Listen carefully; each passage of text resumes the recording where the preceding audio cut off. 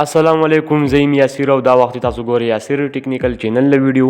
نننۍ ویډیو کې موږ طریقه در وښیو تاسو څنګه کولی شئ چې په موبایل کې سټایلش نومونه ولیکئ. نو بالکل تاسو په یو کلیک سره کولی شئ یعنې خپل نیم سټایل ته اړولی شئ. نو دا ټوله طریقه به په دې ویډیو کې در ښیم او تاسو د شاعرۍ لپاره خپل پکچر هم ایډیټ کولی شئ، یعنې په خپل پکچر باندې شاعري تاسو اپلوډ کولی شئ.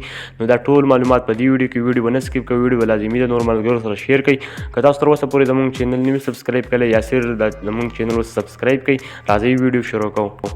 موبایل کې به راشئ، دغه اپلیکیشن به تاسو انسټال کړئ د پلی سټور نه. د دې نیم دی اردو سټایلش. په دغه لاولي اپشن به کلیک وکړئ، دلته به خپل نیم سلیکټ کړئ. تاسو کتلی شئ ما دا خپل نیم سلیکټ کو، یعنې دلته به خپل نیم ولیکئ. بیا به دلته راشئ، په دغه پوینټس باندې به کلیک وکړئ. دلته به تاسو ته مختلف قسمه سټایلش کې به دغه ستاسو نیم اوپن شي. کوم نیم چې تاسو لیکلی هغه به دلته تاسو ته په سټایلش کې اوپن شي.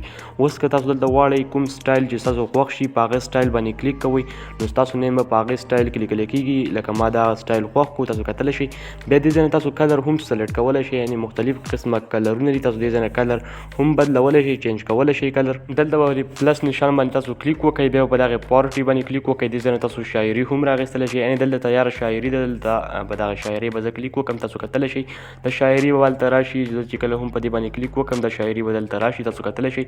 بیا تاسو به خپل پکچر باندې دلته اپلوډ کولی هم شئ. یا به تاسو په پلس نشان کلیک وکړئ، دلته به تاسو سټیکر اپشن دی، په دغې به تاسو کلیک وکړئ. دلته به مختلف قسمه تاسو ته فریمونه راوړي، یعنې دغه ډیزاین کې تاسو کتلی شئ. زه به دا یو ډیزاین ما راواخیستو، په دې ډیزاین کې بیا یعنې په دې سټیکر باندې تاسو خپل پکچر هم اپلوډ کولی شئ. تاسو کتلی شئ خپل پکچر بیا هم اپلوډ کولی شئ.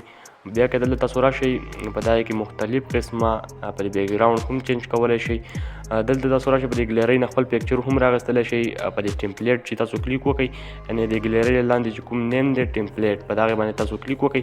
دلته به تاسو ته مختلف قسمه فریمونه وي، دغه رقم تاسو کتلی شئ. نیکلس دغه مختلف قسمه په دې اپشنو کې تاسو خپل نیم سټایلش لیکلی شئ. دا و زموږ نننۍ ویډیو نورو ملګرو سره شیر کړئ، چینل سبسکرایب کړئ. اوس موږ له راکوئ اجازت، د الله په امان.